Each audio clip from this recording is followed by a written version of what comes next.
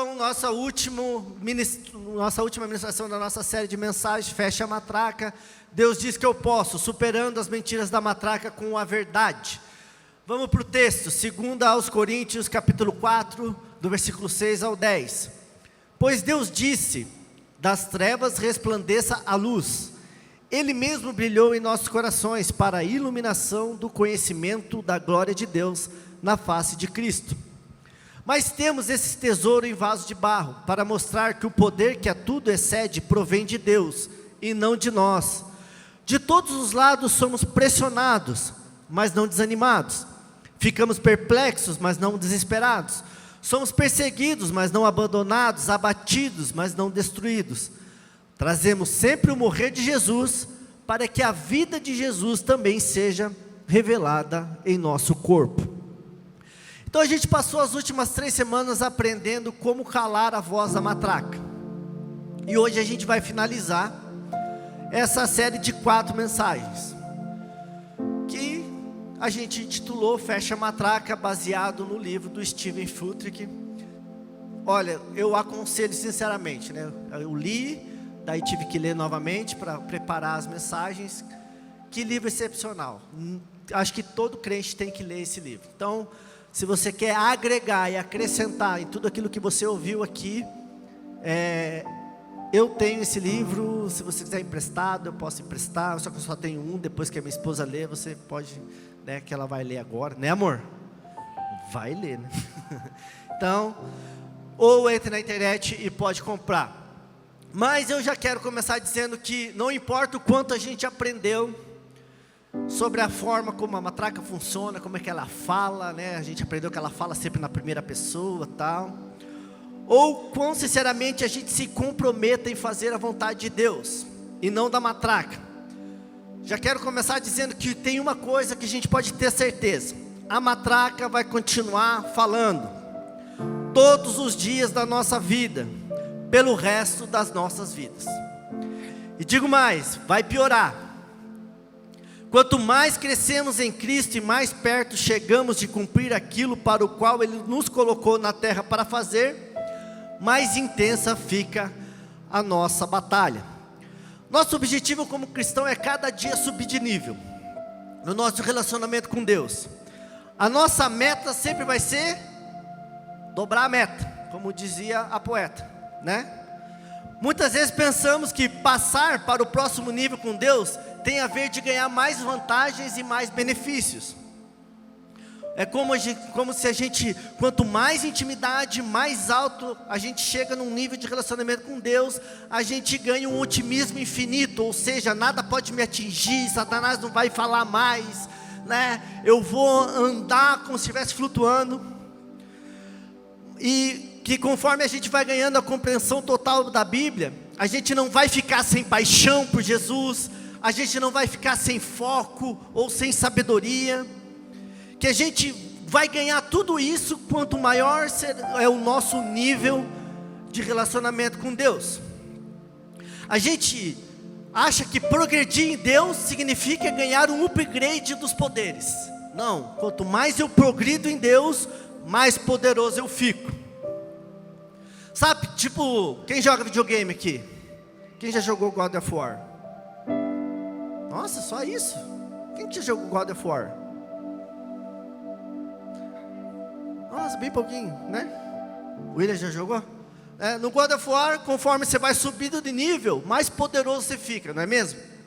Né? No começo ele dá um soquinho, depois ele pega uma corrente, depois ele dá uns combos, E de certa forma a gente está certo.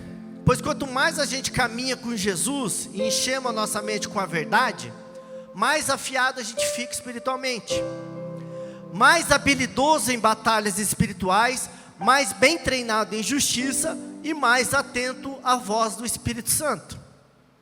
Então quanto maior o nosso nível em Jesus, mais habilidoso a gente fica, a gente consegue identificar melhor as coisas espirituais.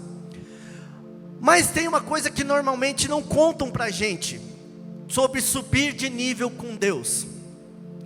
Mas para quem joga videogame, sabe e já está acostumado com isso, e sabe como que funciona, quando a gente sobe de nível. que nos níveis mais altos os chefões ficam maiores e as batalhas mais complicadas. No videogame, quanto mais você vai subindo de nível, pior vai ficando o chefão. E na caminhada com Deus é assim também. Quanto mais a gente sobe de nível, mais a matraca vai falar e mais difícil vão ser as lutas, porque você vai estar melhor preparado para enfrentá-las. Parece que até que o próximo nível foi projetado para a gente não passar. Mas o que esperar quando começamos a resistir à matraca? Quanto mais resistimos à matraca, mais alta ela fala e mais desencorajamento ela vai gerar. Pois Deus que disse, das trevas resplandeça a luz, Ele mesmo brilhou em nossos corações para a iluminação do conhecimento da glória de Deus na face de Cristo. Nesse texto aqui de Paulo, a gente consegue imaginar a figura perfeita do que significa ser um cristão. Nenhuma treva, somente luz, nenhuma confusão ou caos, apenas um crescente conhecimento da glória de Deus. Paulo está falando isso.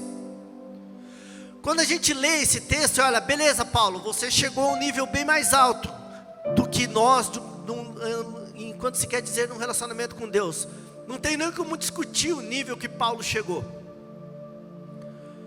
Mas e nós?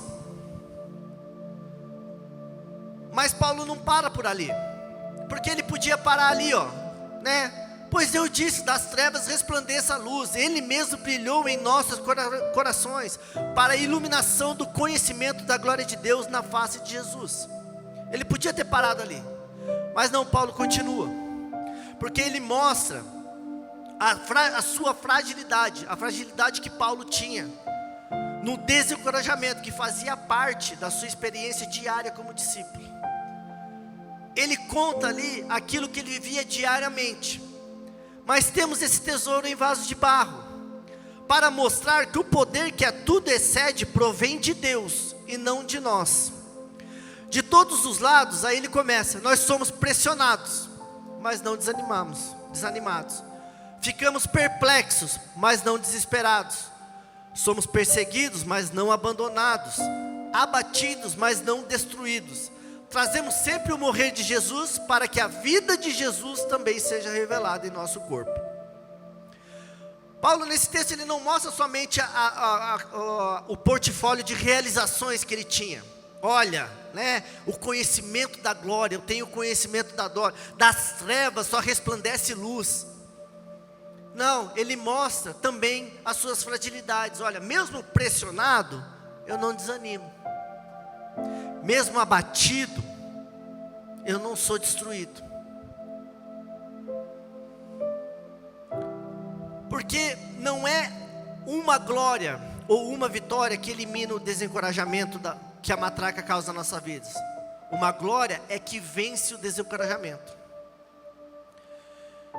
Então o que quer dizer, Lúcia? A gente passou aqui 4 semanas e a gente não vai aprender a fechar a matraca?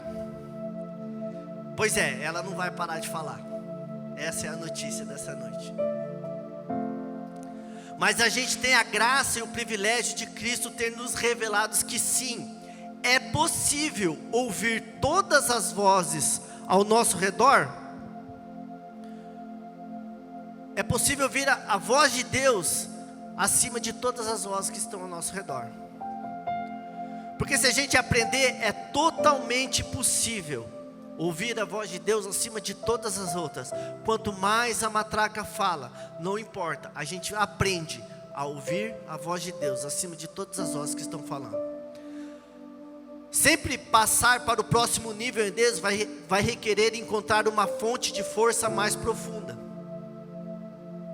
Quanto mais forte o diabo fala, quanto mais forte Satanás fala, mais profundo a gente vai ter que ir em Deus para poder ouvir a voz de Deus acima da voz do inimigo. Isso é subir de nível.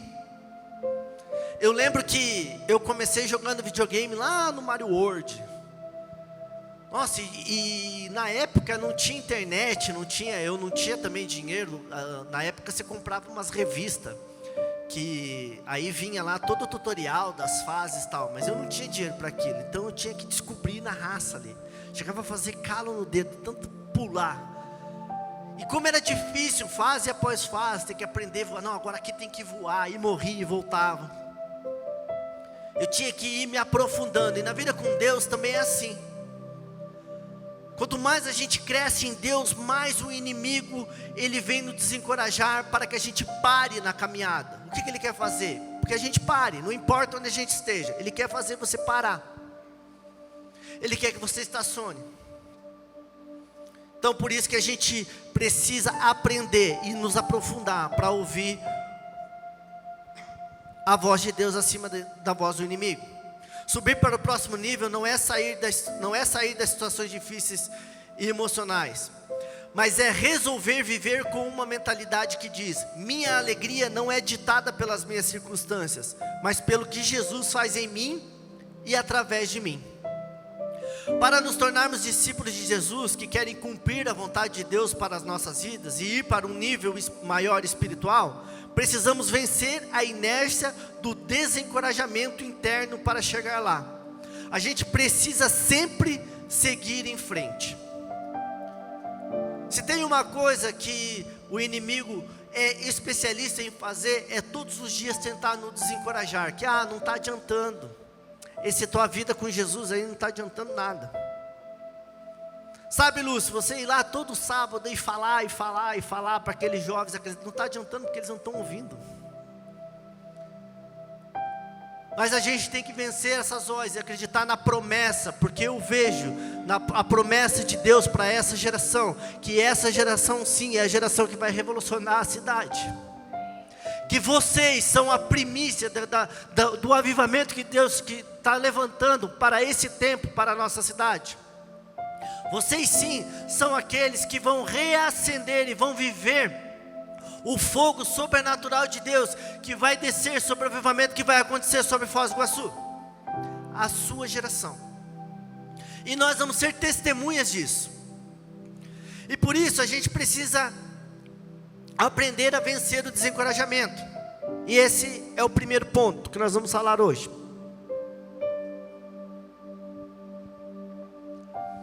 Vencendo o desencorajamento, fecha a lacuna da expectativa. Esse é o primeiro passo. Já vimos que constantemente a matraca vai tentar nos desencorajar a cumprir o chamado que Deus tem para a nossa vida. Todo cristão tem um chamado.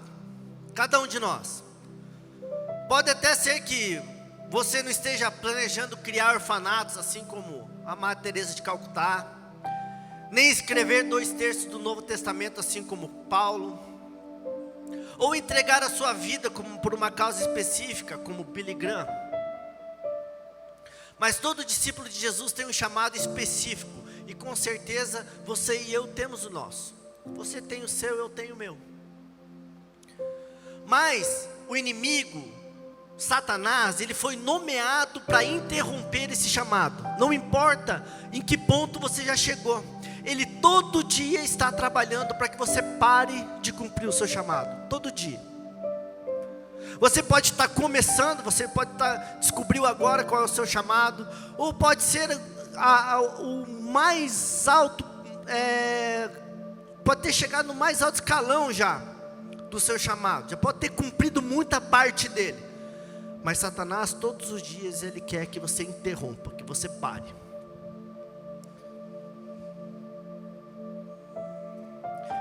E a nossa habilidade de superar esse desencorajamento e intencionalmente afirmar todos os dias que Deus diz o quê? Que eu posso cumpri-lo. É assim que a gente vence o desencorajamento. A gente olha para Satanás e fala: não, eu posso cumpri-lo. Então eu preciso me aprofundar, eu preciso subir de nível, porque eu preciso cumprir o meu chamado. Sempre quando a conversa interna do desencorajamento começar em seu coração, lembre-se: o objetivo do inimigo vai muito além de nos deixar de mau humor temporariamente, mas tentar nos convencer de deixar de confiar nos planos de Deus para a nossa vida. Ele busca limitar o impacto que Deus quer causar através de você e além de você mesmo. A matraca sempre vai usar o não está funcionando para nos fazer desistir de elevar o nosso nível em Deus. Sempre. Sempre Satanás vai usar essa frase: não está funcionando, está vendo? Você não está saindo do lugar, você não está alcançando nada. Chega dessa vida com Jesus. Para que você vai ler mais a Bíblia, sendo que você não vai aprender mais? Para que você vai tirar mais tempo de oração, se você não vai mais ter intimidade com Deus? Não está funcionando. Ele sempre vai falar isso. Por isso, derrotar o desencorajamento é persistir nos propósitos de Deus, que requer escolher acreditar no que Deus nos disse, mesmo eu conseguindo ouvi-lo ou não. A maior fonte de desencorajamento é passar pela dor sem conseguir enxergar o propósito. Steve Furtick. Muitas vezes você está... O que ele quis dizer com isso? Ele quis dizer que muitas vezes a gente está ali passando pela dor, ou passando por um deserto, ou fazendo e não está enxergando o propósito, aquilo para qual Deus me chamou. Eu não estou conseguindo ver os frutos. E isso muitas vezes faz a gente parar. Peraí, né? E esse conflito interno sobre não enxergar o propósito, por incrível que pareça, é uma confirmação do seu chamado. Quanto mais indignado, quanto mais você fica com essa angústia de peraí, eu não estou alcançando, quer dizer o quê? Que Deus está confirmando o seu chamado. Não, você sabe, peraí, você já sabe onde você quer chegar, mesmo que você não tenha chego. E vai ser assim para o resto da vida. Porque quando a gente cumprir totalmente o nosso chamado, sabe o que vai acontecer? Deus vai te recolher. Então, se você ainda está vivo, é porque você não cumpriu todo o chamado que Deus tem para a sua vida.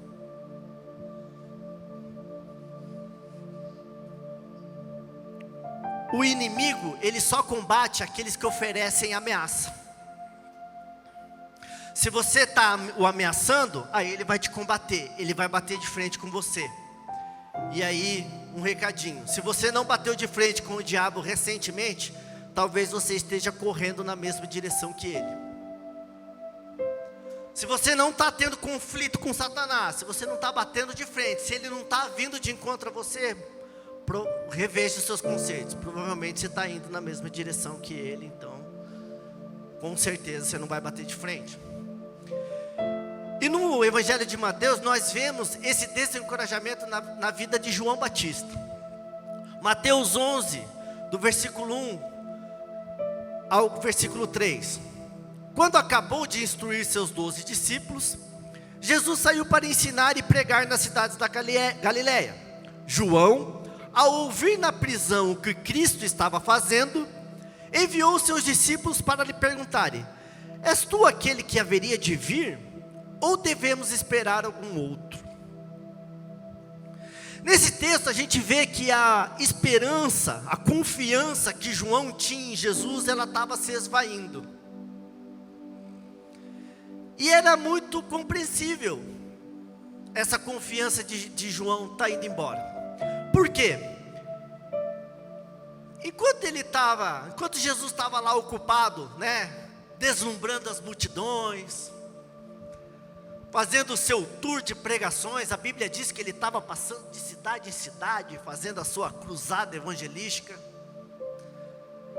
fazendo curas, milagres. João estava apodrecendo no corredor da morte. Estava pagando uma pena injusta por ter se posicionado por justiça.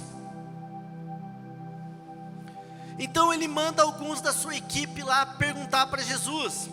E uma pergunta bem direta, a mais possível direta assim. Ele fala assim: é tu aquele que haveria de vir? É uma pergunta razoável de se fazer, mas ouvir da perspectiva de quem fez a pergunta é bizarro de se ouvir. João Batista, vocês lembram quem foi João Batista? Aquele que anunciou a vinda do Messias. Aquele que dizia que era até indigno de desamarrar as sandálias de Jesus. Aquele que falou: lá vem o Cordeiro de Deus que tira o pecado do mundo. Foi esse cara que anunciou Jesus dessa maneira, que falou, ó, lá vem o Cordeiro de Deus que tira o pecado do mundo, que faz a pergunta: olha, Jesus, é você mesmo que haveria de vir, ou a gente tem que esperar outro? Essa pergunta nos mostra que João estava desencorajado, mas não pela sua falta de fé, mas porque ele tinha uma expectativa, e aquela expectativa não tinha sido suprida. A expectativa de João, quando ele elogia Jesus para a multidão, era porque ele esperava que Cristo fizesse um ministério de julgamento. Porque depois que ele fala, lá vem o Cordeiro de Deus que tira o pecado do mundo, lá em Mateus, capítulo 3, versículo 12, ele diz: ele traz a pá em sua mão e limpará a sua eira, juntando o seu trigo no celeiro, mas queimará a palha com fogo que nunca se apaga. Foi isso que Jesus explicou para as multidões sobre Jesus. João explicou para as multidões sobre Jesus. Essa era a expectativa de João. Ele garantiu para as pessoas que Jesus ia fazer o quê? Ia queimar como palha, com fogo que nunca ia se apagar. Olha, Jesus vai separar o joio do trigo e vai queimar vocês tudo, raça de víboras. Sua expectativa, a expectativa de João era que a justiça, essa justiça ia ser rápida e severa. Mas enquanto João estava lá definhando na prisão de Herodes, o que Jesus estava fazendo? Jesus não estava abrasando ninguém. Quando João falou que lá vinha o Cordeiro de Deus que tira o pecado do mundo, ele não tinha dúvidas, mas ele está preso, e Jesus não está tirando o pecado do mundo, da forma que João esperava que Jesus tirasse. Mas João, mesmo desencorajado, a gente precisa aprender algo aqui com ele. Ele pega seus amigos que estavam indo lá visitá-lo, e manda eles perguntar para o único que poderia preencher aquele vazio, aquela dúvida que ele tinha, que era Jesus. Por isso que Jesus, só ele é grande o suficiente para preencher o vazio. Eu sei que vocês já ouviram, isso é bem clichê, né? Jesus é o único que pode preencher o vazio, ele tem o tamanho certinho para preencher o vazio do seu coração. Mas não é do nosso coração, porque o seu coração já está habitado pelo Espírito Santo, você já está cheio da presença de Jesus, você já não tem mais aquele vazio. Jesus, ele é único o suficiente para preencher essa lacuna, essas dúvidas que ficam na nossa mente ecoando. Mas Jesus, será que está dando certo?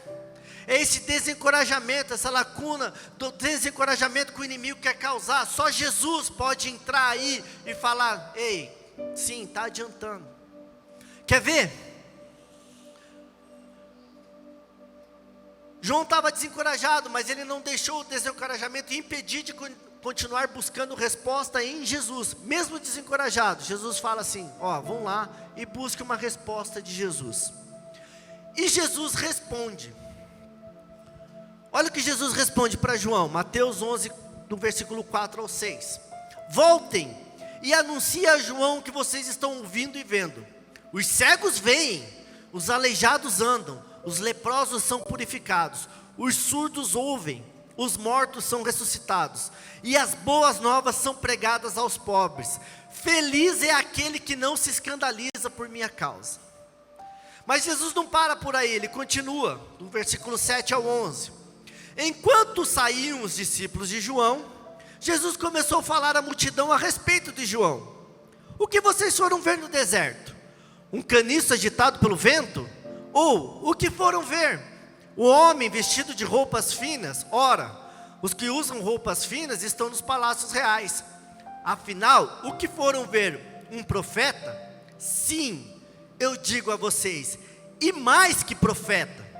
Este é aquele a respeito de quem está escrito: enviarei o meu mensageiro à tua frente, ele preparará o caminho diante de ti. Digo a verdade a vocês, do meio dos nascidos de mulher, não surgiu ninguém maior do que João Batista. Todavia, o menor no reino dos céus é maior do que ele. Olha que palavra de motivação que Jesus dá sobre João. Já pensou Jesus olhar e falar sobre você? Essas palavras ao seu respeito? Diz para mim, você gostaria de ouvir Jesus falando: dos nascidos de mulher, você é o maior? Quem gostaria de ouvir isso de Jesus? Levanta a mão. Eu também gostaria. Com certeza, essas palavras iria fortalecer a fé de João, não ia fortalecer? Você é o maior homem nascido de mulher, é mais que um profeta. João envia uma pergunta para Jesus: você é aquele? E ao invés de responder diretamente essa pergunta, Jesus confirma o chamado de João para toda a plateia. Falando de João, Jesus diz: este é aquele sobre o qual foi escrito.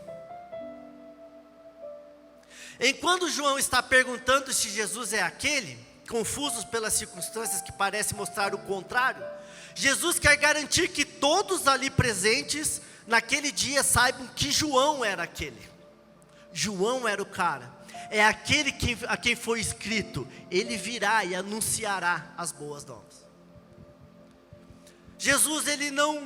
João era o que? Era e é o mensageiro escolhido para preparar o caminho para o Senhor.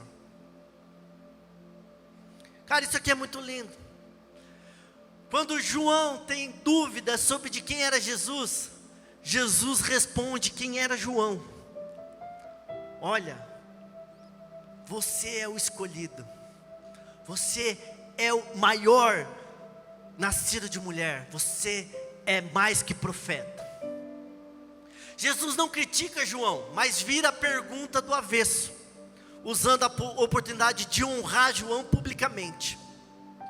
Sem dúvida reforçou a fé de João na missão, após ouvir o que Jesus falava a seu respeito. Mas você já imaginou receber a mensagem mais encorajadora da sua vida, proferida pelo próprio Jesus, mas não tivesse a oportunidade de ouvi-la?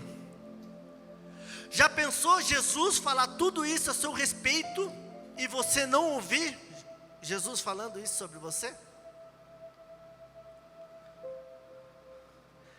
O texto que a gente leu, ele é dividido em duas sessões. Primeiro, Jesus instrui os mensageiros de João a responder a pergunta dele. Jesus fala: voltem e anunciem a João o que vocês estão ouvindo e vendo. Ouvindo e vendo, os cegos veem, os aleijados andam, os leprosos são purificados, os surdos ouvem, os mortos são ressuscitados, e as boas novas são pregadas aos pobres. Feliz é aquele que não se escandaliza por minha causa. Aqui a gente vê que Jesus não fala nada sobre João, mas sim daquilo que ele estava fazendo. Olha, os surdos estão vendo, vão lá e falam isso para João. João, os surdos estão vendo, os leprosos estão sendo purificados, Ou seja, aguenta firme. A instrução é para que João, por causa das coisas que Jesus estava fazendo, era que ele aguentasse firme. Mas o verso 7 a gente vê algumas imperceptíveis, mas importantíssimas palavras.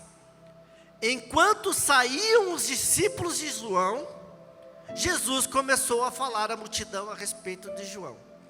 E esta é a pergunta: por que Jesus espera até que os mensageiros estivessem longe, para só então começar a destacar a significância de João no reino? Cara, esse não é o tipo de coisa que você falaria, se você está tentando motivar alguém. Você não falaria para que ele ouvisse? Mas Jesus não faz isso. Jesus fala para os mensageiros: vai lá e fala para João, os cegos estão vendo, os paralíticos estão andando, os leprosos estão sendo curados. Beleza? Então aguenta firme, João, porque o evangelho está sendo pregado. E aí os mensageiros vão embora. Aí Jesus vira para a multidão e começa a falar a respeito de João.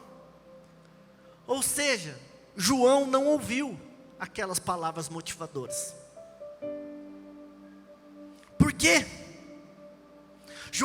Jesus fala pelas costas de João. Ele não manda o recado. Jesus não queria que João escutasse a próxima parte. E é muito engraçado.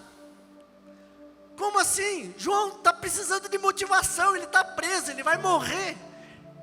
Vão decapitar ele, vão cortar a cabeça dele. E sério, Jesus, que você só vai falar aquilo que você estava fazendo e não aquilo que João fez? E aqui está a grande lição que a gente tem que tomar para a nossa vida. A única motivação que João recebe para aguentar firme é baseada na obra que Cristo está realizando, mas não nas obras que João realizou, por mais notáveis que sejam. Jesus, ele não queria que a confiança de João repousasse sobre ele mesmo.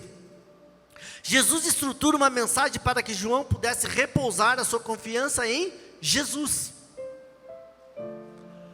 Aqui Jesus leva João para um nível mais profundo.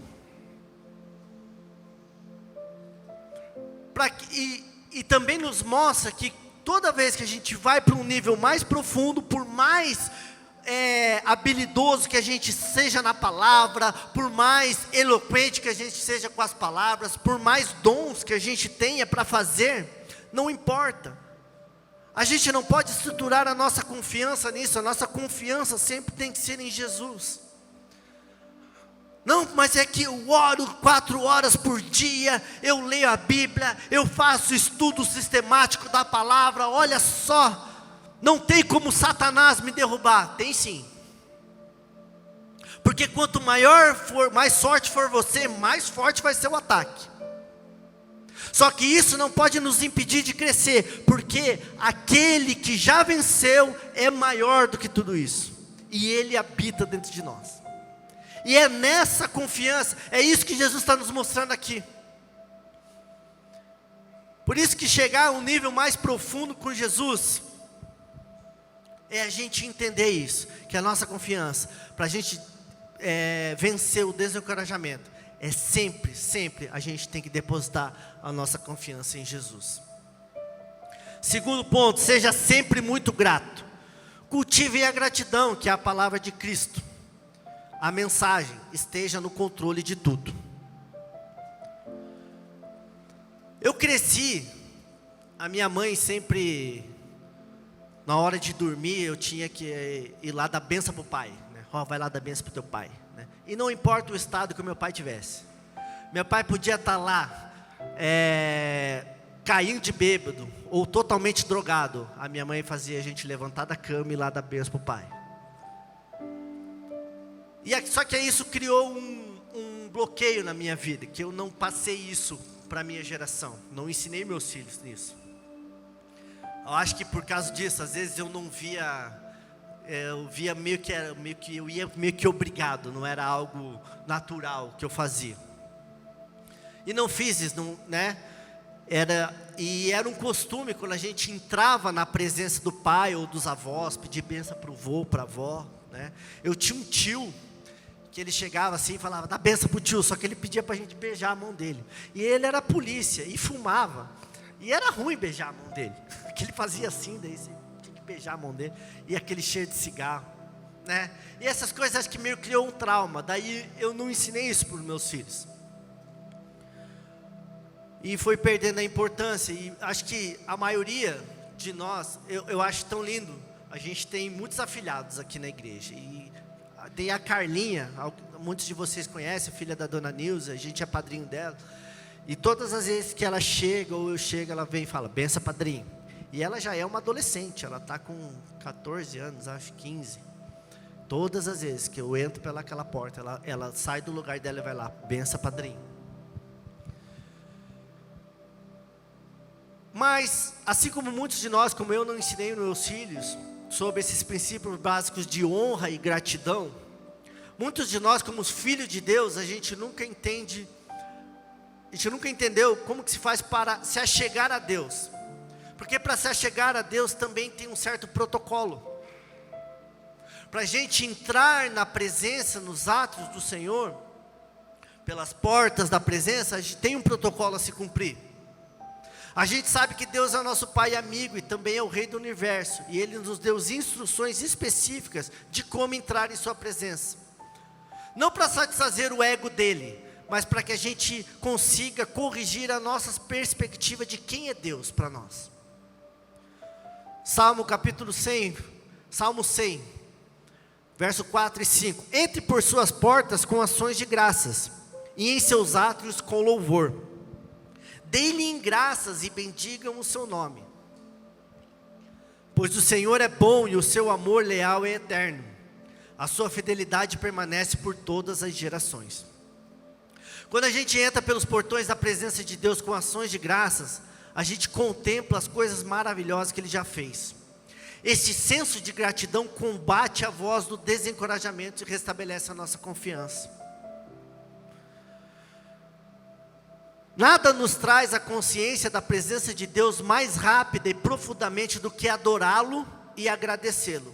E nada atrapalha mais a nossa percepção de sua presença do que focar em nosso descontentamento. Porque, na verdade, a gratidão ela não se baseia em quão boa esteja a minha situação, mas é baseada em quão boa a minha situação parece estar. Ser grato durante as adversidades não significa viver na negação. É escolher ver a sua situação de um ponto de vista mais alto. Isso é subir de nível. Eu quero dar um exemplo aqui. Nós somos a geração na hora. Se tem uma coisa que me irrita, eu fico irritado, é quando nós saímos e vamos nos restaurantes, é reclamar do garçom. Eu fico irritado. Se as pessoas na mesa estão reclamando do garçom que está nos servindo. Não importa a demora que for, pode estar demorando, não importa que está no erro, eu fico irritado. Porque eu penso da seguinte maneira, eu vim de uma época que, hoje a gente sai comer fora, praticamente 6 vezes na semana. Dificilmente a gente come em casa. Dificilmente. Então, constantemente a gente está sendo servido. Só que a gente é a geração fast food. A gente quer pagar e o lanche sai pronto. A gente quer chegar no lugar, pedir para o garçom em 5 minutos tem que estar servida a nossa comida. Tem que estar quentinho tudo.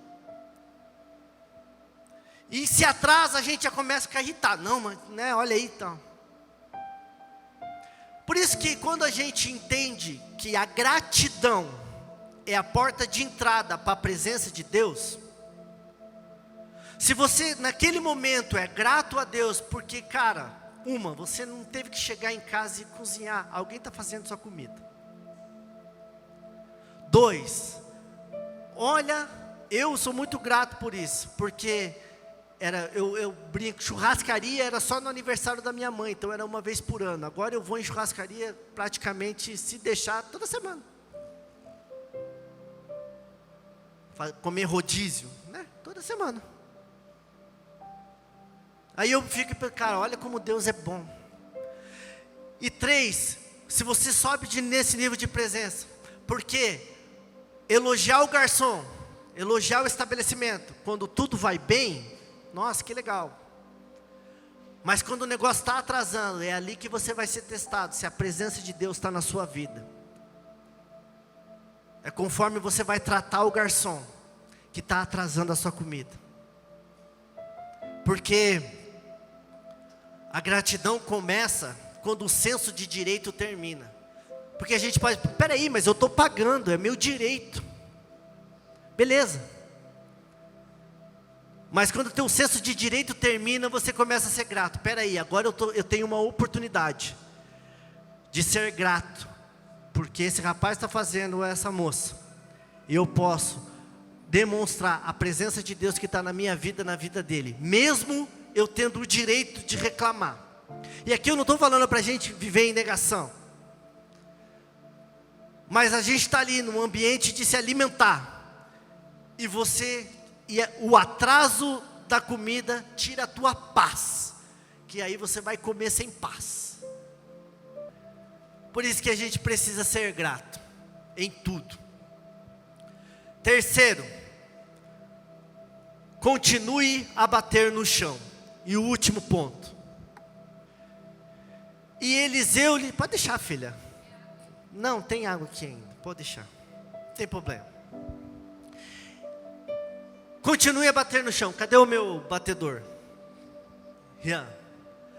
2 Reis, capítulo 13, versículo 15 e 18, diz assim: E Eliseu lhe disse: traga um arco e algumas flechas. E ele assim fez. Pegue o arco em suas mãos, disse ao rei de Israel. Quando pegou, Eliseu pôs suas mãos sobre as mãos do rei e lhe disse: abra a janela que dá para o leste e atire. O rei o fez. E Eliseu declarou: esta é a flecha da vitória sobre a Síria. Você destruirá totalmente os arameus em Afec.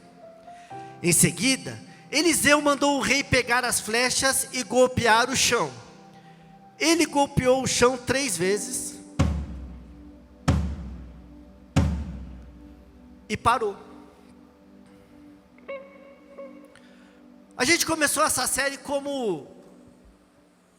falando de como a gente tem que vencer a matraca e calá-la.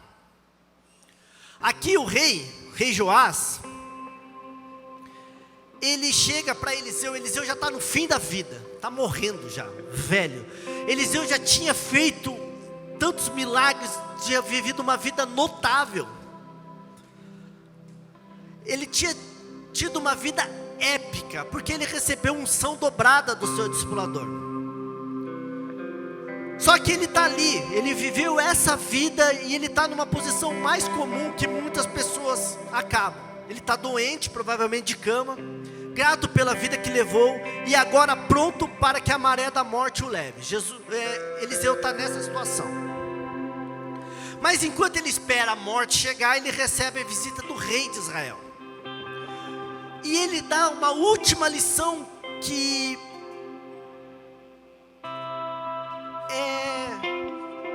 sobrepõe todas as outras que Eliseu já tinha ensinado. Eliseu já tinha feito muitos milagres. Joás, ele chega desesperado, chorando, o rei de Israel. Ele grita: meu pai, tu és como os carros e os cavaleiros de Israel. E aqui a gente vê na história que, pelo contrário de muitos reis que ignoram o conselho e as advertências do profeta, pelo menos a gente vê aqui um rei que ouve a voz do profeta e faz exatamente conforme Eliseu instruiu. Ele fica atento às palavras de Eliseu. E ele golpeia o chão não uma, mas 3 vezes. E aqui que Eliseu, que tinha vivido uma vida esplendorosa de milagres e maravilhas, nos deixa a mais preciosa lição que a gente pode aprender para vencer a batalha contra a matraca. A Bíblia diz que o homem de Deus ficou irado. Continuando o texto, o homem de Deus ficou irado com ele e disse: você deveria ter golpeado o chão 5 ou 6 vezes. Assim iria derrotar a Síria e a destruiria completamente. Mas agora você só vencerá somente 3 vezes. Então Eliseu morreu e foi sepultado. Cara, o rei vem pedindo ajuda para Eliseu, demonstra humildade, se ajoelha. Eliseu manda ele fazer algo, ele faz, mas não faz suficiente. E aquilo irrita Eliseu. Por quê? A gente provavelmente, até aquele rei, ele estava esperando um final enigmático para a vida de Eliseu. Porque Eliseu, ele recebe a porção dobrada do seu discipulador Elias. Elias, quem lembra como é que Elias morre? Elias não morre, ele é arrebatado por uma carruagem de fogo, passa e ele se acende aos céus. E enquanto ele está voando lá no carruagem de fogo, ele joga o seu manto. Eliseu pede a porção dobrada. Então pensa comigo, Eliseu tinha feito tudo em dobro do que Elias ter feito. Então o que se espera? Se espera que na hora da morte de Eliseu, o próprio Deus ia vir, ia pegar Eliseu pela mão e ia subir: vamos, meu filho. Mas não é isso que acontece. A Bíblia diz que Eliseu se irrita com o rei, dá maior sermão no rei e morre. depois ele deixa a lição. Tudo isso para que a gente aprenda uma lição sobre a matraca, que tem a ver não o quanto a gente obedece a Deus, mas sim o quanto a gente bate no chão. Na antiguidade raramente se vencia uma guerra com uma ou duas grandes batalhas. Provavelmente você teria que vencer a terceira, a quarta, a quinta, e etc, e etc. Guerras frequentemente requeriam um movimento quase contínuo de batalha.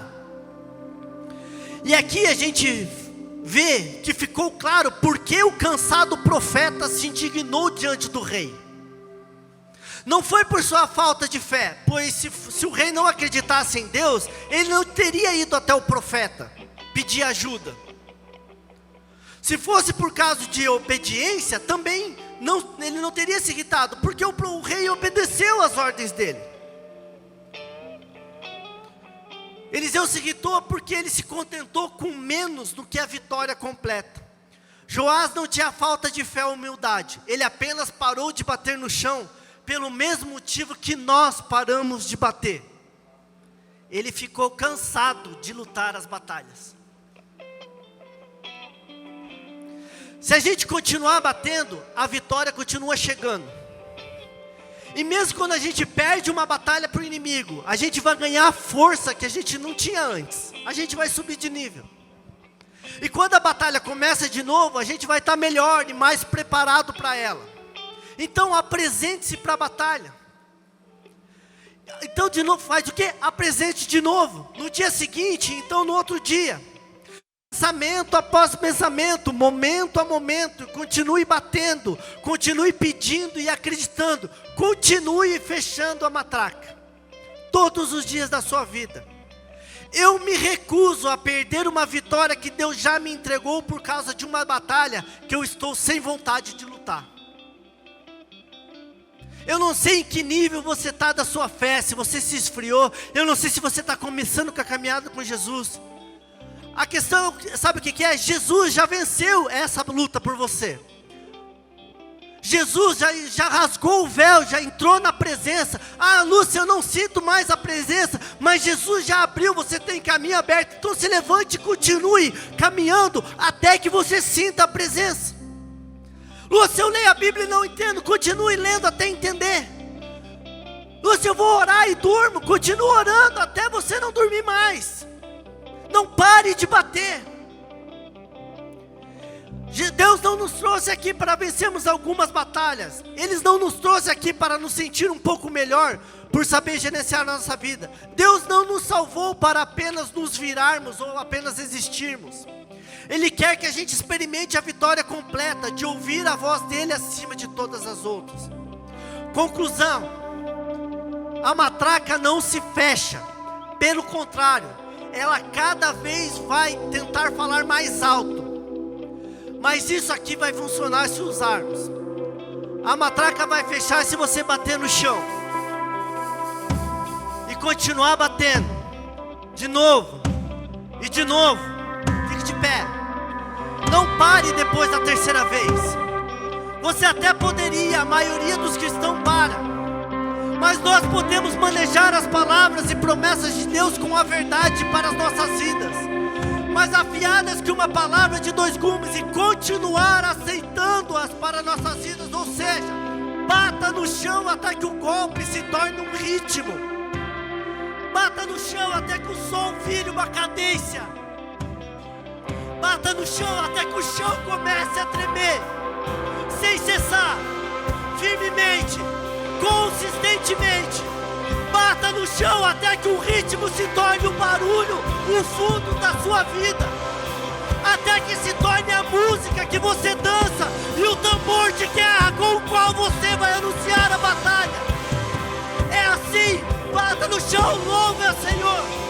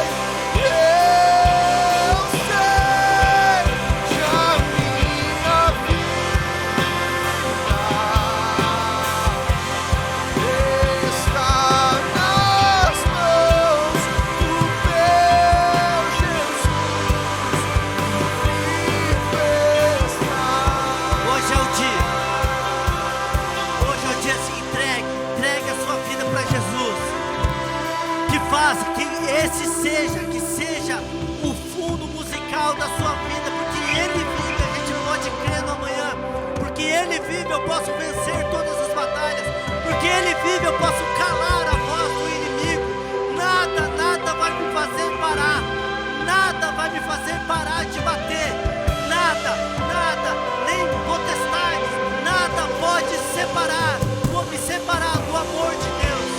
Creia nisso todos os dias da sua vida, que esse seja o manto da sua vida, que todos os dias você se levante e fale: Satanás, você não vai ter voz, porque eu vou ouvir a voz de Deus acima de todas as outras.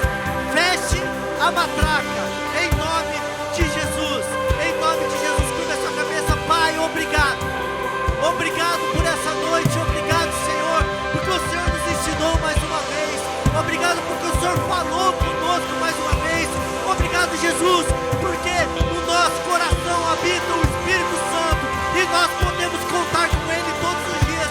Obrigado, Senhor, porque o Senhor fala conosco diariamente, através da Sua palavra, através, Senhor, das pessoas, através de toda aquilo das expressões da natureza. Pai, em nome de Jesus, que todos os dias a gente esteja sensível à Tua voz, que a gente aprenda assim, ouvir a voz de Deus acima de todas as outras, e que a gente não pare de bater e persevere até que Cristo venha,